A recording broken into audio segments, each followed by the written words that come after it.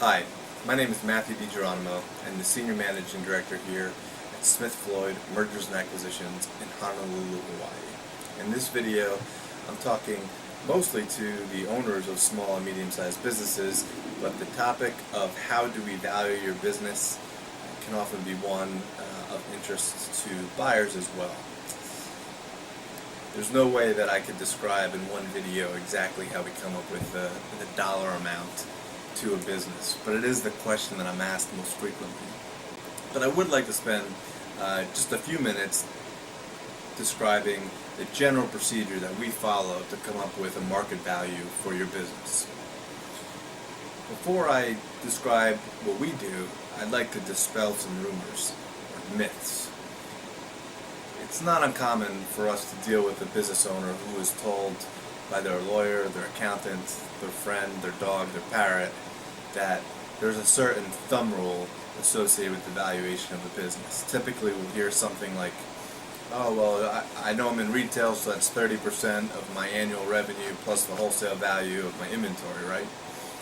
Or so-and-so told me that I should expect to be able to sell my business for 3 times my earnings. If I could climb to the mountaintops and then scream the message that I knew everyone in the valleys would receive, it would be that these thumb rules are meaningless. And the reason that they're meaningless is that no two businesses are the same, and therefore it's unreasonable to think that any thumb rule could capture an entire industry. Take, for example, two businesses that do the same amount of revenue and generate the same amount of net income. One, the owner works 100 hours a week. The other, the owner spends most of his time on the beach or golfing. One has a very tenured staff. The other one has a bunch of part-time employees. One has contracts with their clients. One doesn't. One relies on one customer for 80% of the revenue. The other doesn't. One has a competitive advantage on their competition. The other one doesn't. There's all these iterations that affect the valuation. And I've seen the thumb rules do nothing but create unrealistic expectations. Let's talk about what we do. The value of a business, very similar to a baseball card, is worth what someone's willing to pay for it. It's our job at Smith Floyd to identify which types of buyers would be willing to pay what amount for your business. But there's different types of buyers, and those different buyers have different motivations. Let's start with the basic individual buyer who's looking for a business that he will run on his own. That particular buyer doesn't care much about your top line or your total revenue. They're more interested in how much cash, or is the cash flow to the owner. We call that the seller's discretionary earnings, which is different than your bottom line of your tax return. Tax returns are designed to minimize your tax burden. It does not create a very useful marketing tool or number to calculate a valuation from. Let's start with the simplest case, which would be an individual investor.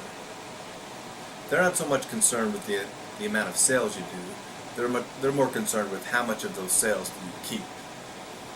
We call the total value to the business owner the seller's discretionary earnings, which is different than the bottom line of your tax return.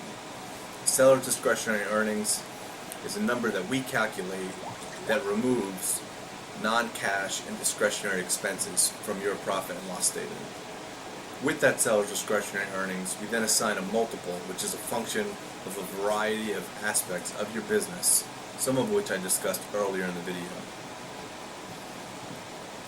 As a starting point, but only as a starting point, 2.5 times that seller's discretionary earnings is not a bad expectation in terms of what your business is worth. Keep in mind, however, if you're a sole proprietor without a staff and without any particular competitive advantage, that number could be as low as 1. It could be 0, meaning your business is not sellable.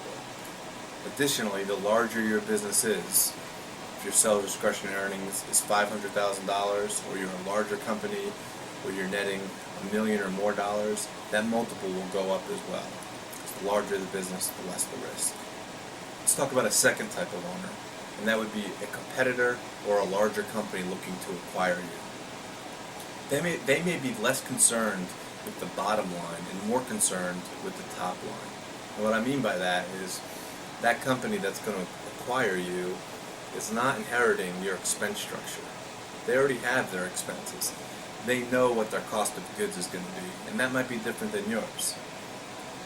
Their overhead is not going to double because they're acquiring you. Their overhead should remain relatively constant. So they're going to be looking at just your top line. Valuing your top line versus valuing your bottom line is going to provide us different numbers, and calculating a valuation using your top line, assuming a competitor or larger company would acquire you, is going to yield a much different result than calculating your SDE and then using a multiple of that.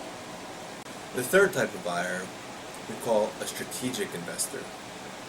A strategic investor or acquirer has reasons other than just dollars and cents for wanting to acquire that business.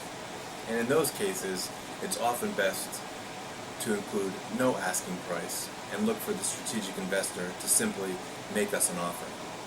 So the takeaways from this video are: 1, please abandon all thumb rules that you've picked up along the way, because I can tell you from experience they create expectations that are not reasonable, and they don't properly address the significant differences between one business and another, and the desirability of those businesses to our potential buyers. Secondly, when we work with you, we'll be creating multiple valuations that make different assumptions about your business and about the potential acquirers. When we do that, we then have a range that we believe the market value will fall into.